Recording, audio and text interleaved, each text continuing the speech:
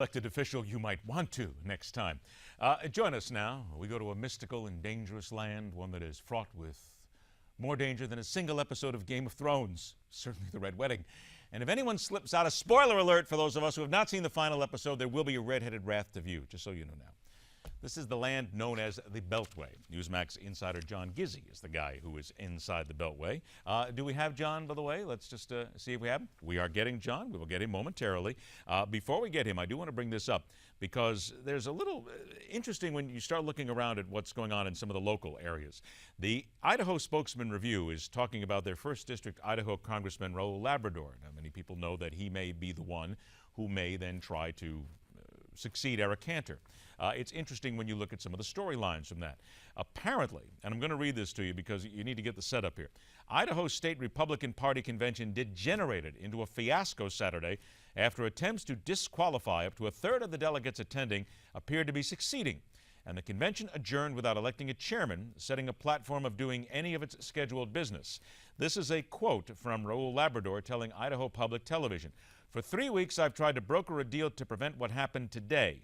It's hard to blame," well, he goes from there, and then according to other folks who are looking, it's hard to blame all this on Raul Labrador, but on the other hand, this does not strengthen his credentials for a national leadership position either. Now, there are those saying that Mr. Labrador is the next in line. He is the one who probably will succeed Eric Cantor. But when you look at things like this, you have to question whether or not he is indeed prepared. Because no matter what happens in Washington, look, you still have to be prepared to take over this leadership, this authority, this power, and you must be able to bring people together, whether it's from one party, both parties, whatever. Hopefully, if we get John Gizzi on today, he will be able to tell us a little bit, because I understand that he has spoken to Raul Labrador. And that will give us a little insight into the man himself. The man I speak of is Mr. Gizzi. Mr. Gizzi, are you there, sir? I certainly am, Ed, and my father's Mr. Gizzi. I'm John. Okay, well, you know, it's funny, but you and I get to the same point. They say the same thing, Mr. Berliner. I go, "Where's my dad?" So, okay, we're on the same page here. John, I understand you had a chance to talk with Raul Labrador, correct? Only moments before I came on with you, Ed, and he is definitely a candidate for Majority Leader of the House of Representatives, challenging Kevin McCarthy of California, whom the national press and, quite frankly, many sitting members of Congress proclaim the winner already. Congressman Labrador, who's been in the forefront of the debate on illegal immigration, said he's in the race to stay. He has members to nominate him, and they're getting support all along. My personal opinion is he'll make a very valiant effort.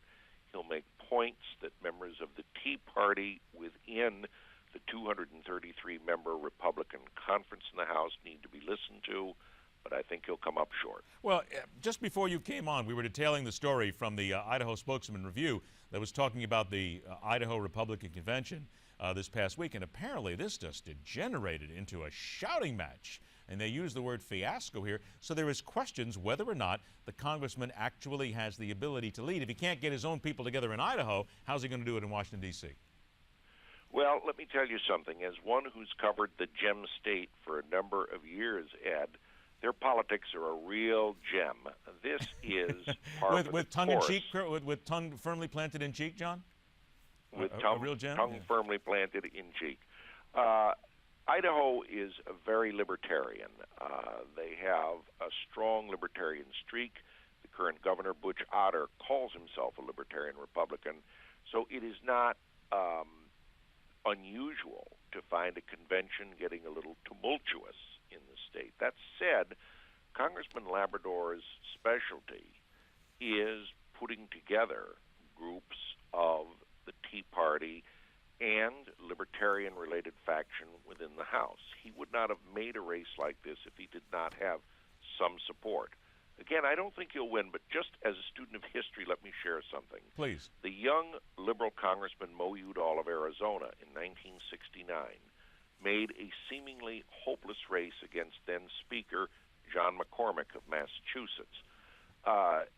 No one gave him a chance. It was a case of insurgents versus the old guard on the Democratic side. He lost badly, but the Speaker became aware there were people out there not enamored with his leadership and willing to say so, and he made some concessions within the Democratic ranks in the House. That is what I believe the Labrador for Leaders legacy will be. Labrador is quoted as saying that he does not think that John Boehner will run again for Speaker of the House. Your response?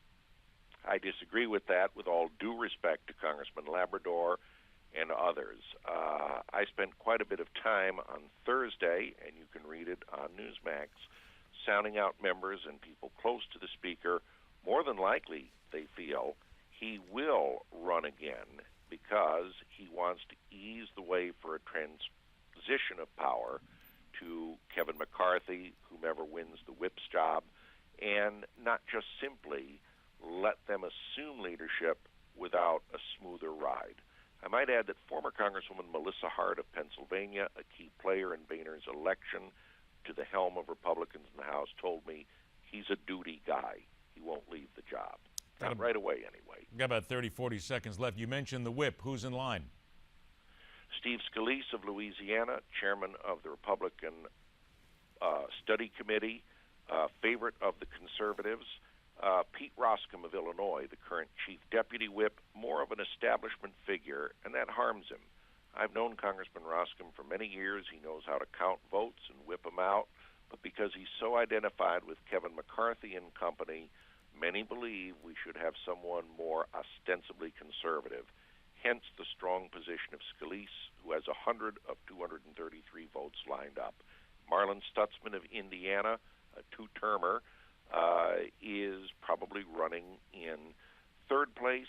He's popular with the Tea Party as well. Remember, if one does not get half the vote on each of the ballots, then the bottom vote getter is eliminated and the top two square off. My money's on Scalise right now. All right, we're going to put you down for that. Reminder to everybody that John Gizzi is inside the Beltway. He joins us Mondays and Fridays right here, and you can also read him, and please do every day catch up with what he's got on Newsmax.com. John, it's a pleasure. I'll never call you Mr. Gizzi again. I will always just use John. Well, thank you, and I'll tell my father that. He's 93. God bless the man. Wish him a belated Happy Father's Day for us, would you please? Okay, thank you. Thank you very much, John. Tell us what you think. Social media is the way to get in touch with us, and then we talk about it here. Coming up next, we'll get you ready for what's cooking in New York City with Steve Malzberg when we continue on Midpoint.